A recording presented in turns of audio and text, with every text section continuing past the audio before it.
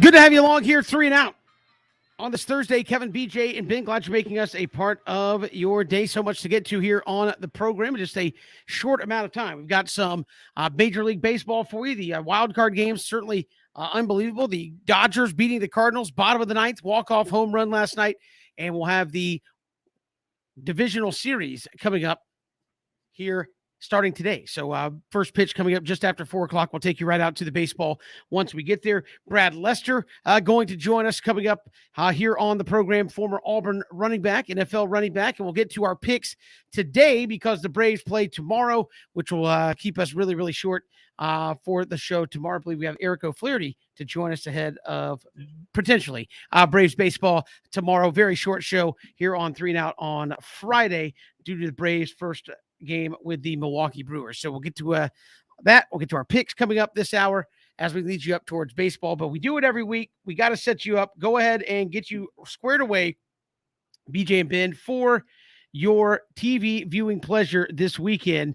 Our TV guide, we're going to help you set your plans this weekend. Let's start on the 12 o'clock window. What you got?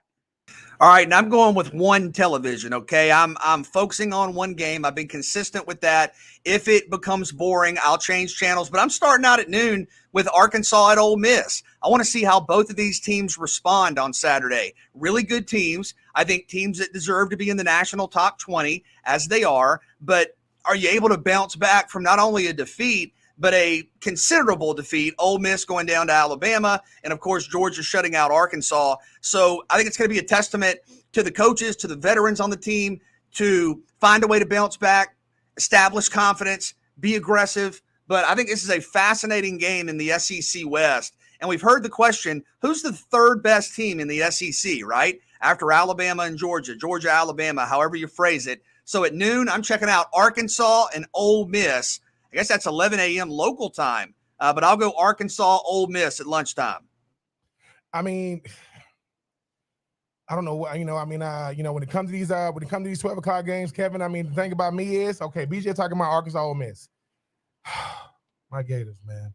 I'm not even gonna tell you guys where I was yesterday. Well, I will before I even jump into this. Had to deal with a Kentucky fan last night, Christian, that told me you're welcome. And when he came up about my book, he says, listen, I'm gonna pay you a little extra because I know you might need some liquid courage to make it back home. I say I need liquid courage to make it back home. I think that's the opposite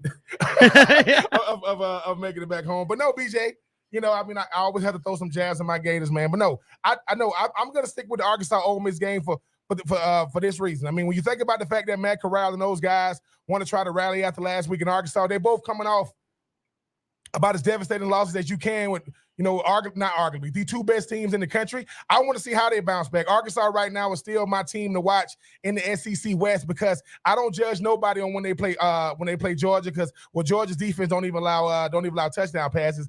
And people thought that Ole Miss was going to be a game, and I told people this. I told you this. The last thing you want to give Nick Saban is a full year to see what you do and don't do well. It was going to be ugly. So I will be also watching the Arkansas, Ole Miss game because I want to see that bounce back because right now, just like the SEC East, we don't know who in the hell the number 2 is. In the SEC West, you don't know who the number 2 is because just when you think a team is going to do good, they get blasted. So give me that Arkansas Ole Miss game to start me off this afternoon on the big screen. Nope. We're not going to do the double screen, just on the big screen. Oh, no, we're going to 3 screen it at noon. You'll have a little lunch going. You got Arkansas, Ole Miss. Yeah, definitely interested in the bounce back game. On my second screen, though, you go to the Red River Shootout there with Oklahoma and Texas. And again, that has, to me, playoff implications because if Texas were to win, I think that puts Oklahoma in a tough situation maybe the rest of the way when people are thinking, oh, Big 12's got one just locked up. That is one you want to at least put your eyeballs on. Then I have a third screen. We'll call it the little laptop screen over there to the side. We'll keep an eye on, and I just had it in my view, and just South Carolina and Tennessee. I think that's an interesting one to see if if Tennessee continues to play well offensively as they come down the stretch into the meat of their schedule. So I'm a 3 screener at noon. That's okay because it's kind of a pack it up kind of day. The longer the day goes, we just start shutting things down with the way it laid out this weekend. So we start the day off with 3 screens, and that's my 3. And I wish I had 3 screens and could just go Kevin this one, that one, Yep. that one. I mean, you're rotating through, but I like it. And I do think we all agree Arkansas, Ole Miss, probably where, Kevin, at least with your number one, and for the rest of us, where the focus should be to start out the day. What about the where are you going to after that? Yeah, look, it's going to be Georgia-Auburn. It's going to be Georgia-Auburn, and I'm excited to see Georgia play defense. And I don't know if there have been many times in my college football consuming career where I've said, I really want to watch this team because I just want to watch the defense dominate. I want to watch the defensive linemen get off blocks. I want to watch the linebackers cover the entire field. I want to watch guys in the secondary make plays. Georgia's defense is a thing of beauty. It's incredible to watch. And right now, Georgia is number 1 in the nation in scoring defense, in total defense, in pass defense, and in red zone touchdown percentage. And so far, they have not given up a red zone touchdown, like not one. Nobody has scored in the red zone on Georgia. So whatever the circumstances, if it's just, a traditional 3 and out for Georgia, those have become, so casual that you don't even celebrate them anymore. Or if it's, does Georgia maybe get backed up a couple of times against its own red zone? How do they respond? I want to see more of this group. And I love watching the linebackers play, Nakobe Dean and Nolan Smith and Adam Anderson, Quay Walker, Channing Tindall. These guys are all over the field. And I think Auburn's going to try to run the football with Tank Bigsby and Jarquez Hunter. And I think Georgia's going to respond by saying, okay, this is the line of scrimmage. We don't think you can cross it, and that's fun football to watch. So 3:30 for me, the Deep South's oldest rivalry, Auburn and Georgia. Well, for me, I got to go to bribing my kids again because I'm gonna need, Daddy's gonna need the kids screen. I mean, on the big screen, it's not gonna be Georgia Auburn because I think that game is gonna get out of hand really, really quickly. I mean, I really, really think it's not, but it will. But I will have them. I will be watching Georgia Auburn. BJ in the kids' room. I mean, I got to bribe them. I mean, they say, well, Daddy, listen, if you're gonna use our screen, what type of sweets we're going to get. We'll be able to negotiate that. But on the big screen, it's going to be Penn State and Iowa. Look, Iowa has already had game day. It was Iowa State. It's supposed to be Iowa State. Iowa said no. Penn State, listen to me. Listen, this is going to be a better game than people getting credit for because you got 2 really, really good defenses. Penn State's supposed to be Penn State year. Ohio State's not as good. Michigan, well, we don't know how good they are until they get into the meat and potatoes of their schedule. But I think it's gonna be a really, really good game. Iowa don't like the fact they're talking about everybody but Iowa right now. Talking about Iowa State, talking about Ohio State being down, talking about Penn State, talking about Michigan being undefeated. Well, what about us? I know our style of football is boring. We're gonna run the ball, some more, and we're gonna run it again, and we're gonna play some stifling defense. But I think it's going to be a really, really good game because Iowa knows that they want to continue to play the spoiler. So give me Iowa and Penn State on the big screen, and obviously Georgia and Auburn on the kids screen. The kids screen ain't as big as the big screen, but should be some nice football. So give me Georgia, Auburn, and Penn State, Iowa. Yeah, and then again, I think you close one down. You go back to the 2-screen deal. It's Georgia and Auburn to start with because it kicks first. Iowa, Penn State at 4:00 on the second screen, as you said. Nobody talking about Iowa right now. I think we're all waiting for the fall with the Hawkeyes.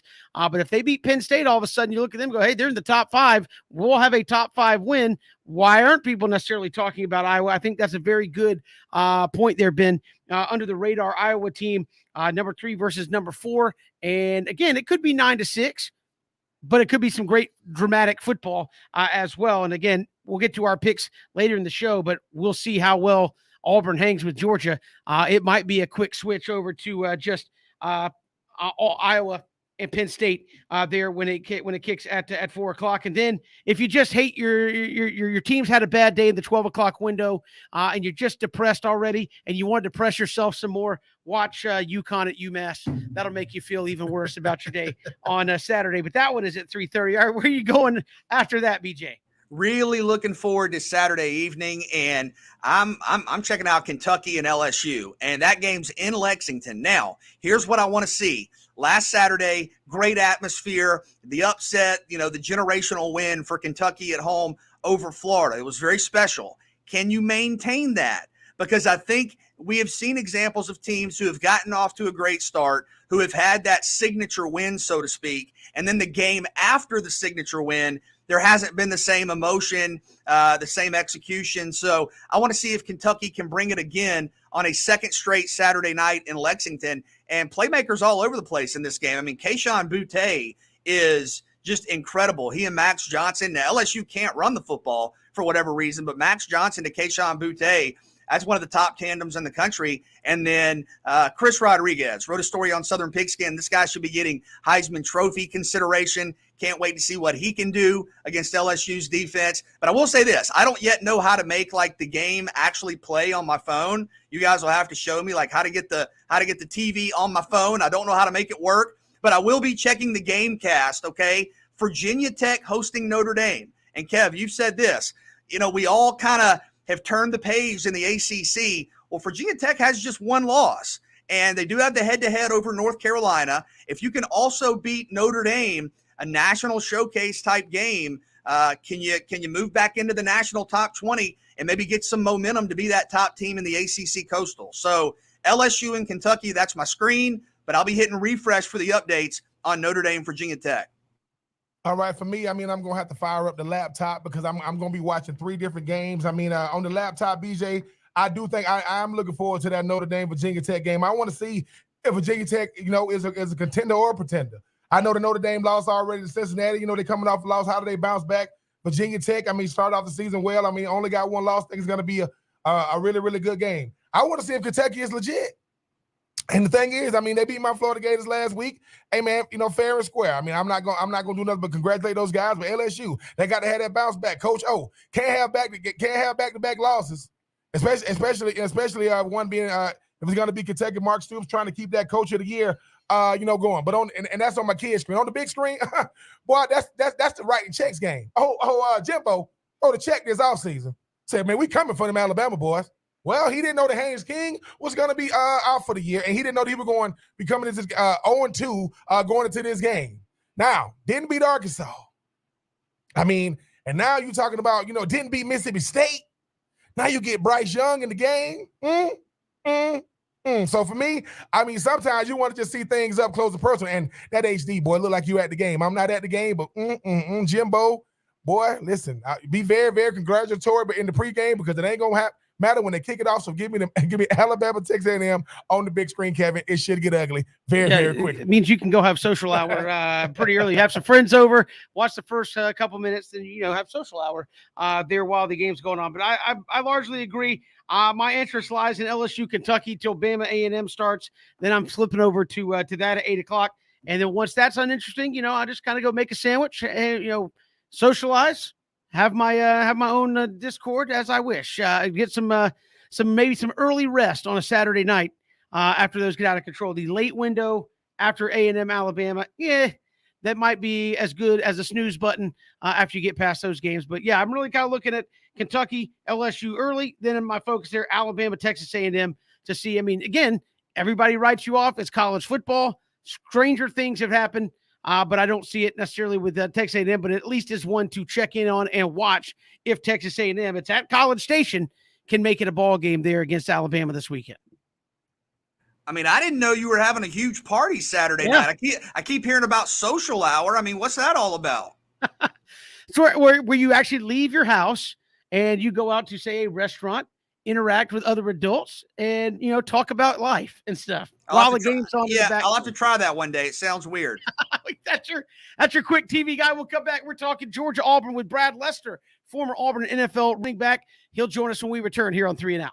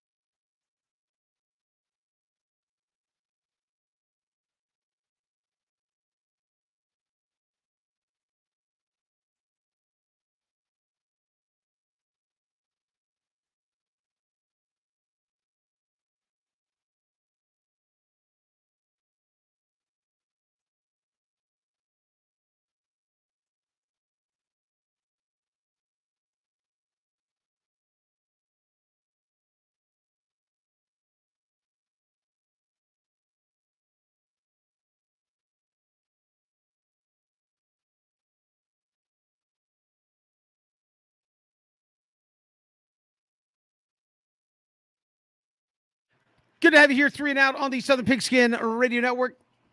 Big weekend of college football coming up. Also, big weekend of Major League Baseball playoffs. First 2 wildcard games.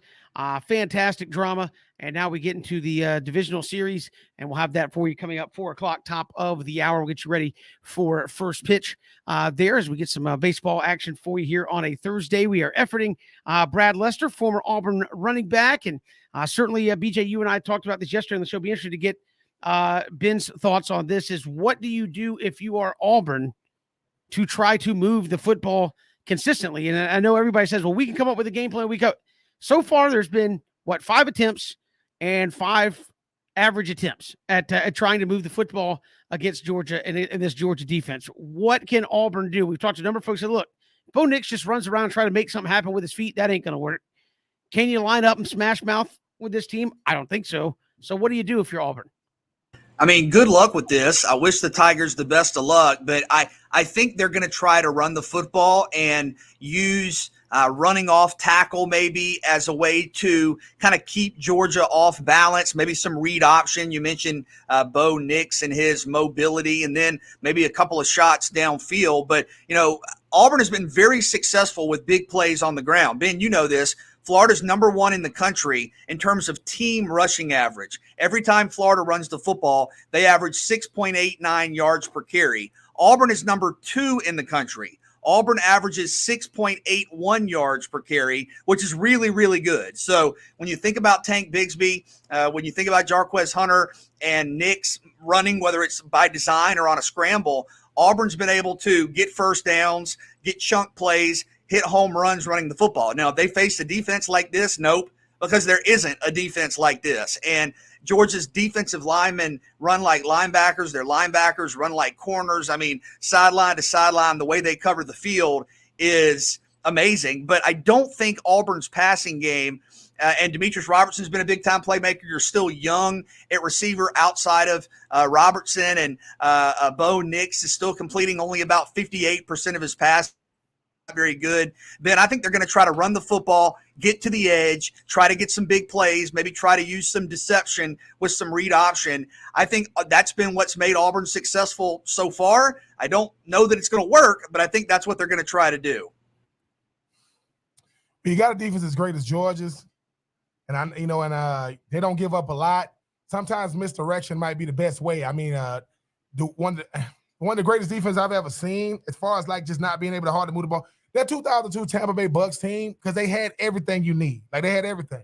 They made it so that you got a guy, and D Brooks, whatever, they're running down the middle of the field so you couldn't get the ball in. They had a D lineman, like Warren Sapp, to where he's just so disruptive in the middle, like a Jordan Davis. So a great defense means, look, man, we got holes. And I know that sounds crazy. Every great defense has holes in them. It's your job to find the holes in them. Now, Coach Lanning, he switches things up. I mean, cover 2 looks like cover 2 until you throw that ball in, there go that robber. So the best way to beat a good defense, take chances. Like, okay, you're probably not going to move the ball on them just playing straight up. Like Georgia probably say, wait a minute, man, y'all can just play us straight up. You're not going to win the ball. Like that's one-on-one matchups. But bootlegs, misdirections, that might be the only. And sometimes just throwing the ball deep helps make those safeties back up. A safety need to know that the ball can get thrown over his head. Nothing cheap, nothing deep. Because the thing about this Georgia defense that what makes them incredible is, man, it's the depth. Man, they play a lot of guys. Certain guys don't even play that much, but when they come in, they give you maximum effort. Guys ain't playing 60 and 70 plays. They playing 30, 40, sometimes 15 to 10. So you got fresh guys. So if you are Auburn, misdirection, finding a hole in the defense, and I'm sorry, Bo Nix, running around with this Georgia defense just means that stuff ain't going to, that LSU stuff you did last week is cute.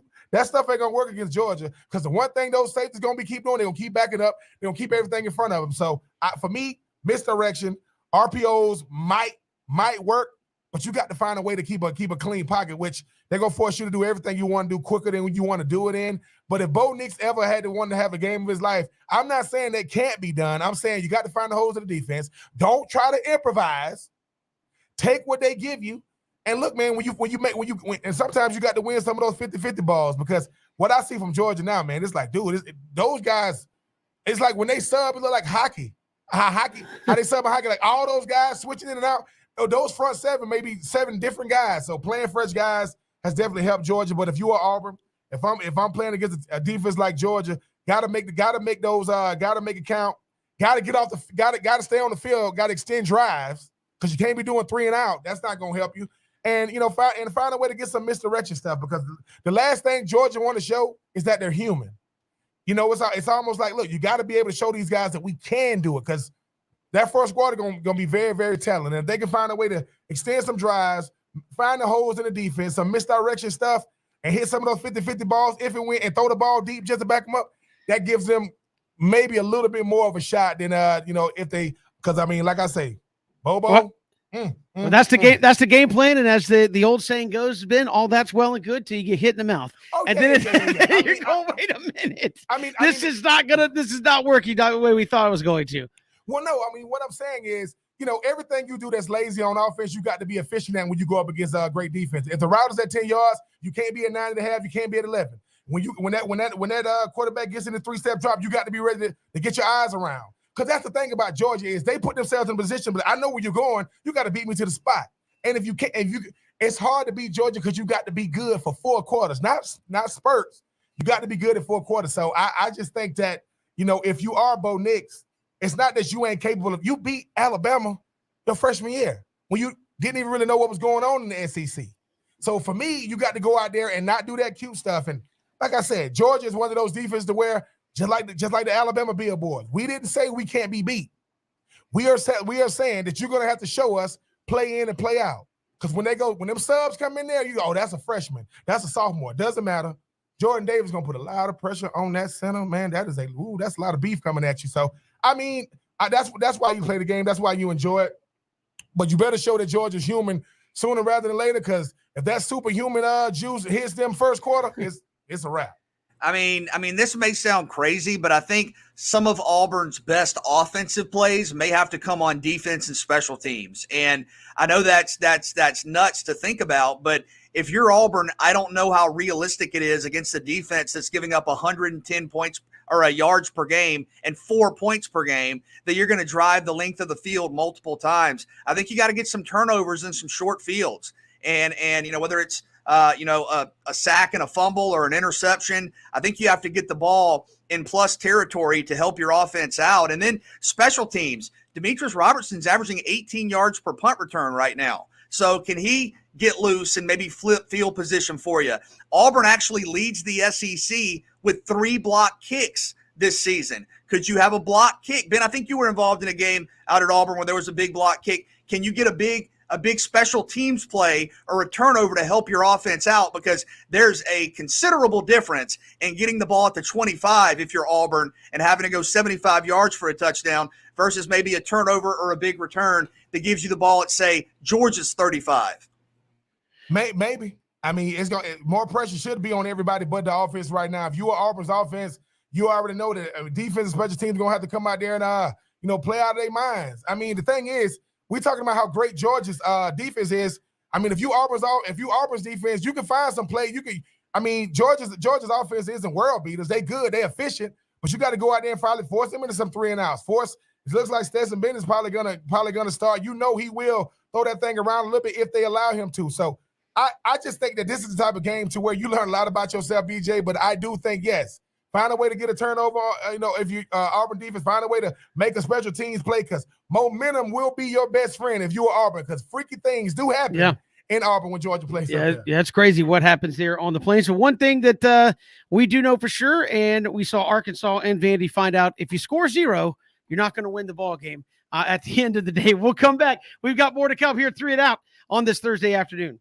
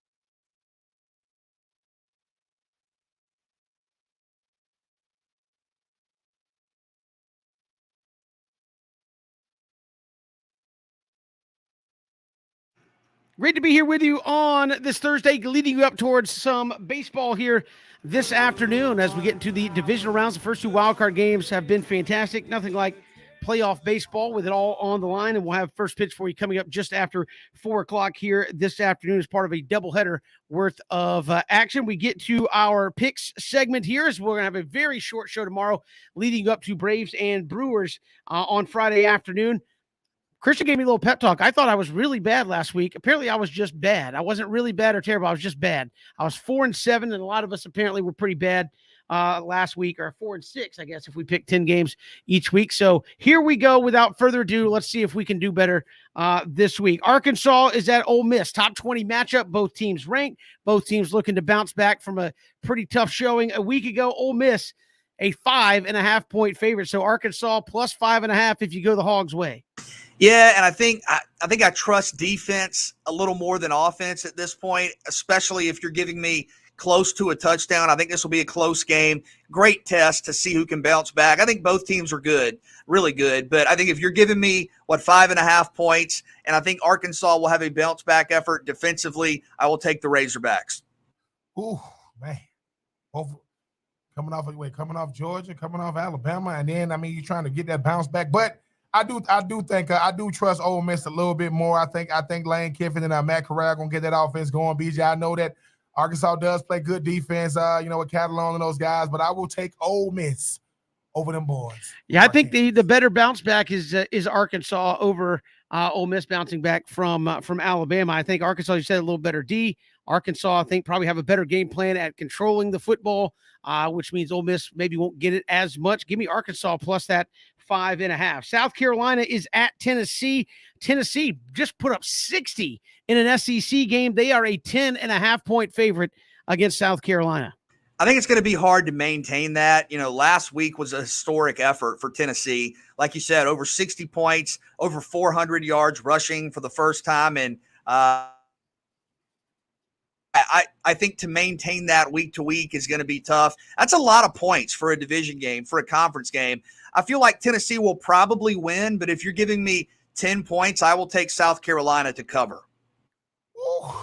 See, once again, Tennessee, South Carolina. Tennessee really, really impressed me last week. They really, really did. I don't really know what to make of any one of these teams week in and week out. I like to go with the hot hand.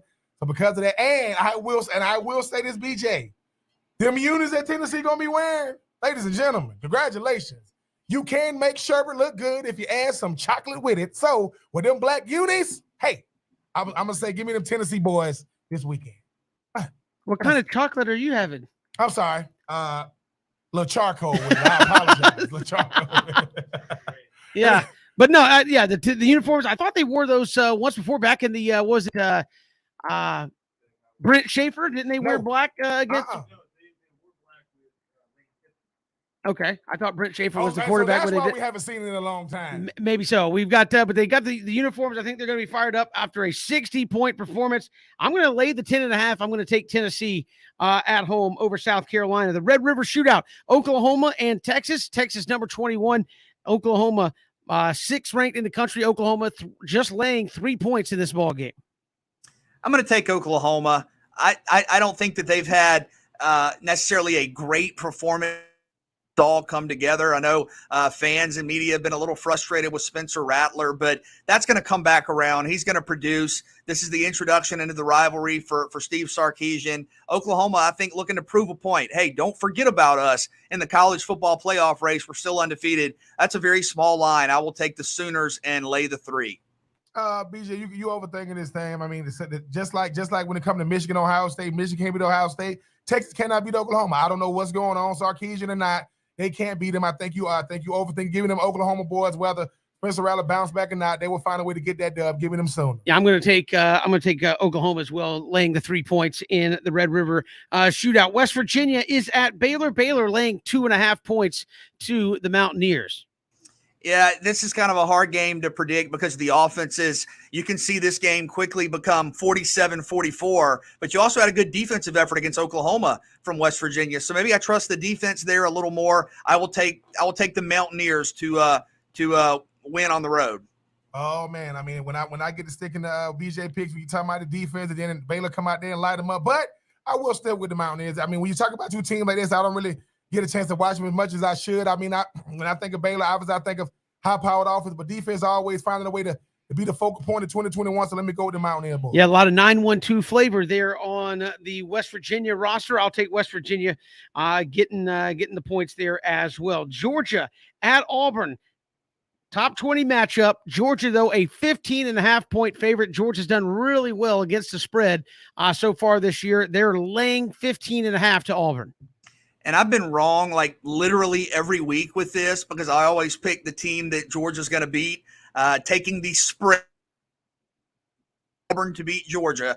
I want to be clear with that, but I do think Auburn covers, and it may not even be a close game. You know, the thing about these spreads that are interesting is Georgia could be leading by 17, 20 points for much of the game. You get the late score at the end and you cover. I think at some point Georgia's going to have another close game on the road. I will take Auburn to cover. Of course, Georgia to win, but I will take the Tigers with the points.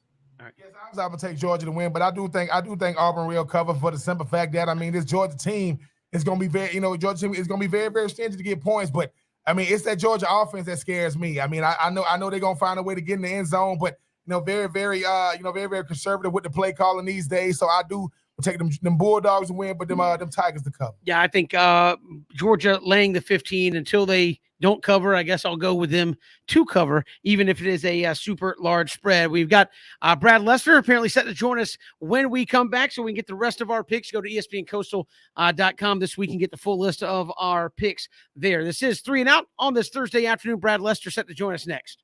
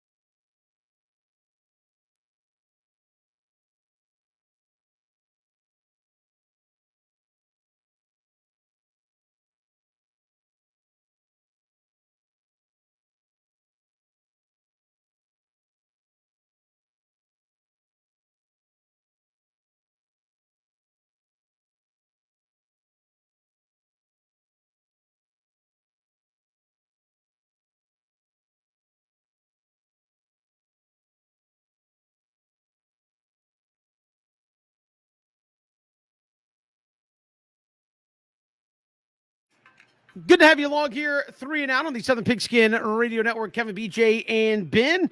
MLB playoffs coming up. Top of the hour, we'll have the White Sox and the Astros first pitch just after 4 o'clock. Then Rays and Red Sox coming up later tonight. Braves will finally get back in action tomorrow. We'll have that for you starting at 3:20. And then at 4:30 tomorrow, the Braves and Brewers will play game number 1. Braves and Brewers play at 5 o'clock on Saturday afternoon. So no time yet for Monday in game 3, but those are the games, game times for games 1 and 2, 4:30 tomorrow, 5 o'clock on Saturday. We do know coming up on Saturday, 3:30, Georgia and Auburn. And joining us here, former Auburn running back Brad Lester joining us here on 3 and Out. Brad, welcome to the show. How are you? I'm doing good. I'm actually looking forward to this weekend. Hey, yes, going to be a great contest. And we've talked to a number of folks from Auburn. You're a Georgia guy. How did you wind up at Auburn, and what's it like being on the Auburn side of this thing, of this rivalry? To be honest, over the last couple of years, is not too good because I think they've been winning for about most of the time for about the last 12, 15 years. But I mean, long story short, never really been a big Georgia fan. Older brother used to play at Georgia Tech, so I actually grew up a Georgia Tech fan. Anytime to root against the Dogs, I'm always for it. Brad, talk about the running back tradition in this game. So many great backs for Georgia, for Auburn, and what does it mean to you to be a part of that tradition in this rivalry? It's pretty cool. It's pretty cool because, I mean, if you look at the backs now, man, I mean, they just got a good stable of guys, and not just on the Auburn side, on the Georgia side too. Even to see what Auburn's doing this year, even with Tank, being down a little bit, being hurt, so they got another running back, Hunter, that just came in as a freshman, and nobody would have expected him to come in and basically, do just as well and be as productive as Tank. And you look at Georgia's backfield. I mean, honestly, let's be real. They probably got the best, three running backs, together back in the backfield right now. And Brad, I mean, what's the approach? I mean, obviously, each game is important. But when you're going up against a Georgia team, you understand that a defense like this. I mean, you being a running back, do you take what they give you and just try to, have those 2 yards, 3 yards run, maybe become 7, 8 yard run later on in the game, or do you say, look, man, it's gonna be all about scheme this game?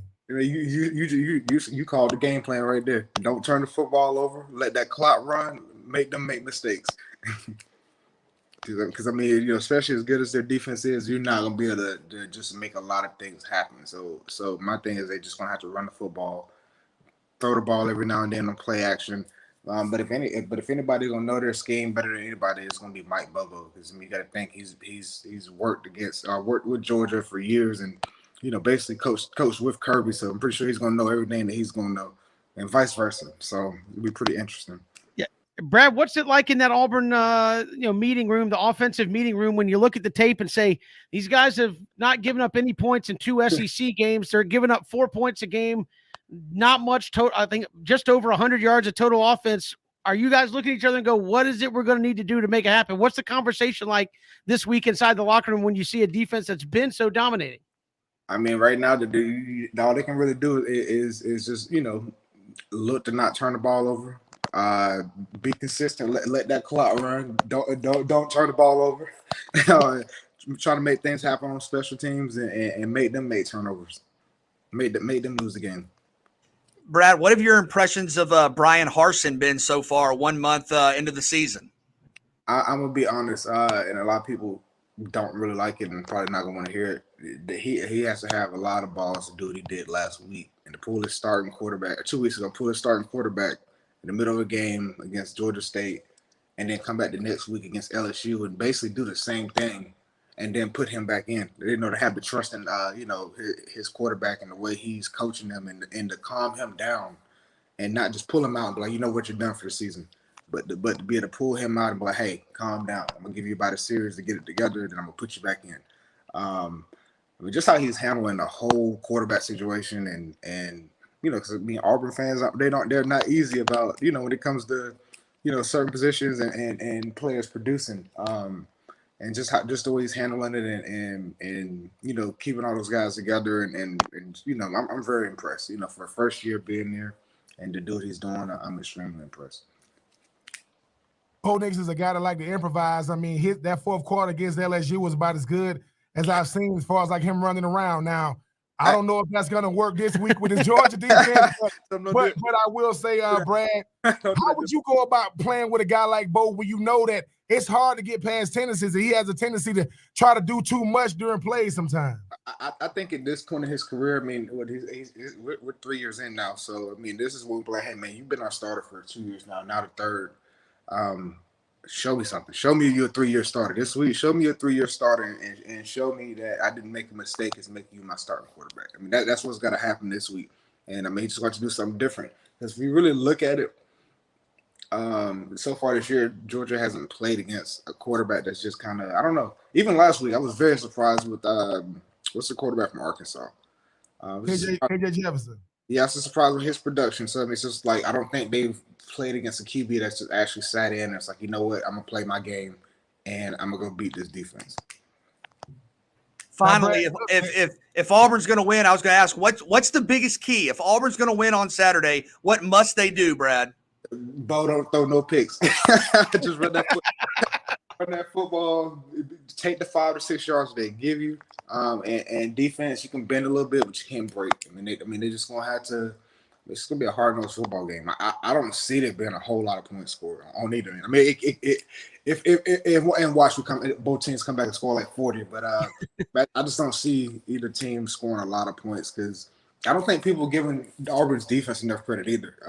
Coach Mason, man, I mean, he does a good job, and like those guys really play for him. And just to kind of watch, like I'll watch a lot to see what's going on in the field. Man, those guys play for him, and like that. And to see how excited the guys are when they come off the field, that shows the respect that they have for him. Now, Brad, speaking of respect, you showed a lot of respect coming on, talking about how good that running back room is for them Georgia Bulldogs. Yeah. The debate is always the debate is always RBU. Now, you take former Auburn running backs, you take former Georgia running backs, y'all in one room with each other. How them conversations go, man? You go ask that. Hey, so look, let's keep it simple. You know, let's say even if Georgia running back room is better this year, at the end of the day, it's still RBU where the running back coach came from.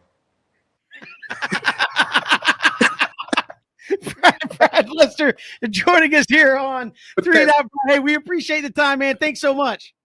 It's fun. I actually talked to Coach McGee pretty often. So yeah, if they would have claimed RBU, that's cool. Yeah, RBU is ran by RBU. It's ran by Auburn running back. So cool.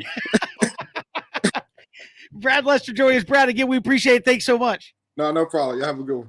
Appreciate it. Brad Lester joining us here. Georgia and Auburn coming up this weekend. And again, that's going to be a fun one. And certainly the running backs in this series are just stack them a mile high in this series on both sides, the way it has become. So BJ, again, he kind of boiled it down pretty simple. We got about 40 seconds.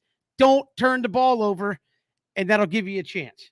Yeah, I think you've got to protect the football. You've got to get 1 or 2 big plays on defense or special teams. And then I think if you do that, maybe you're in the game late. And if you have a chance, you have a chance. But I think, Ben, they have to get a play on defense or special teams.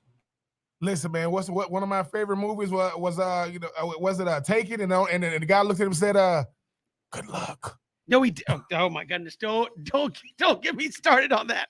Don't get me started. The whole premise of that movie falls apart. I can't even get started. Thank goodness we have baseball coming up because I would just spend the whole next hour railing against. That's my favorite movie, but the whole plot falls apart on one thing. We got White Sox and Astros coming your way. First pitch, top of the hour. Game 1 of that ALDS series, coming up next here on ESPN Radio Coastal.